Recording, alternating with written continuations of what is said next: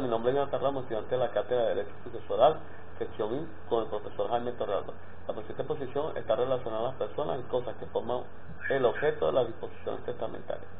Las instituciones de herederos y legatarios, las disposiciones testamentarias pueden hacerse a título de institución de heredero o legado, o bajo cualquier otra denominación propia para manifestar la voluntad del testador. Así lo establece el artículo 695 del Código Civil venezolano, en lo cual expresa lo siguiente: las disposiciones testamentarias pueden hacerse a título de institución de heredero o de legado, o bajo cualquier otra denominación propia para manifestar la voluntad del testador. La figura de heredero, en el artículo 634 del Código Civil venezolano, señala que es el heredero quien sucede a título universal o una parte alicuota, y se llama legatario el que sucede a título particular. Pone así dicho texto legal en relación a dos conceptos centrales del derecho sucesorio: la sucesión a título universal y la sucesión a título particular.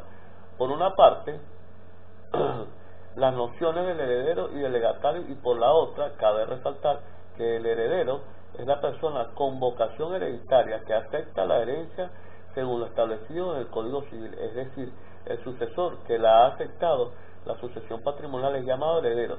Tal acto es importante ya que la aceptación de una herencia conlleva efectos jurídicos trascendentales del heredero.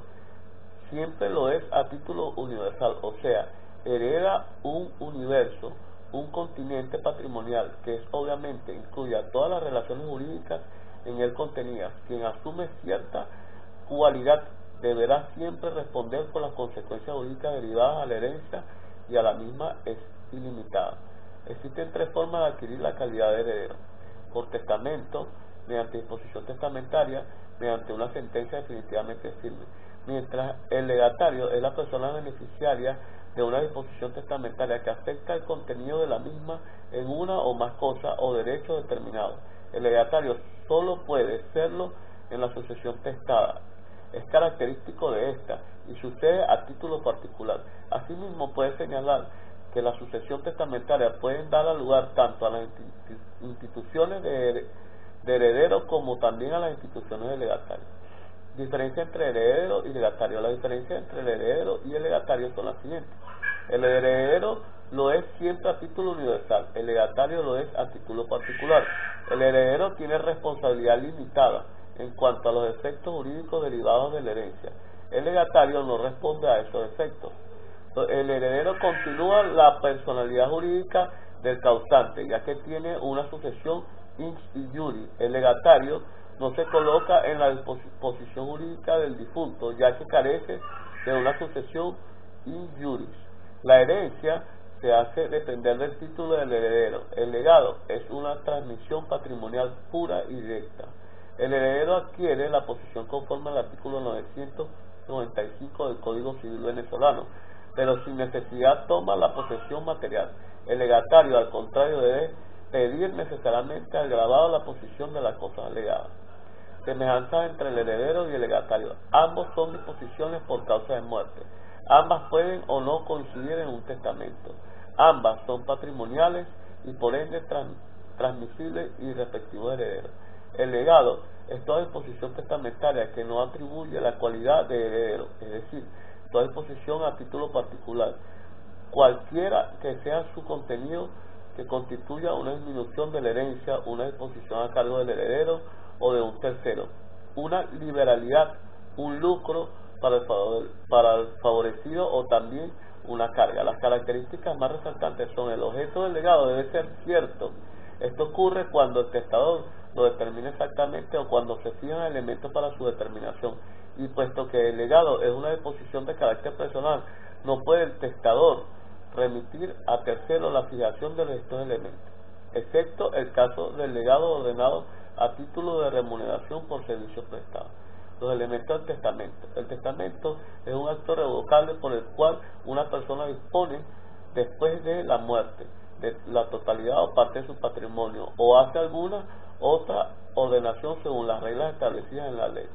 Por lo tanto, el testamento es un acto jurídico unilateral, personalísimo, revocable, libre, solemne, por el cual una persona capaz transmite sus bienes, derechos y obligaciones que no se extinguen por la muerte a sus herederos o legatarios, o declara y cumple deberes para después de la misma.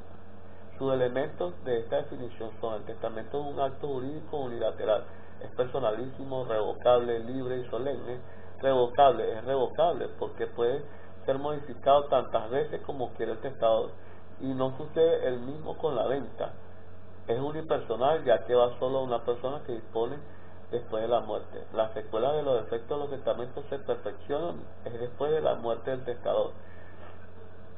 La revocación del testamento. La materia relativa a la revocación de las disposiciones testamentarias aparece regulada en nuestro Código Civil en los dos títulos diferentes. Uno comprende el artículo 990 al 992 y se denomina de la revocación de los testamentos, y el otro comprendió los artículos 951 al 958 bajo el título de la revocación y de la ineficacia de las disposiciones testamentarias. Las clases de revocación, según el abarque de la totalidad del testamento anterior o solo parte de él, se habla de la revocación total o parcial. Igualmente se distingue de forma expresa o tácita.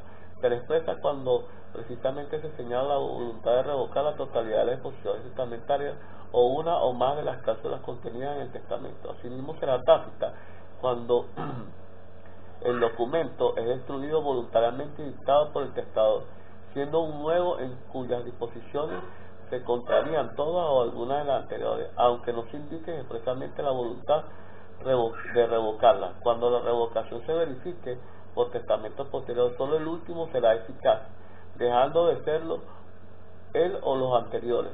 Por el testamento nulo no puede revocar el anterior. La nulidad absoluta o relativa. La nulidad en sentido estricto, cuando todo el testamento o una de sus cláusulas carecen de validez para faltarle un requisito esencial, y por inobservancia de una de las normas inderogables es nulo. El testamento no se hace por escrito, o que siendo escrito carece de solemnidades prescritas por la ley.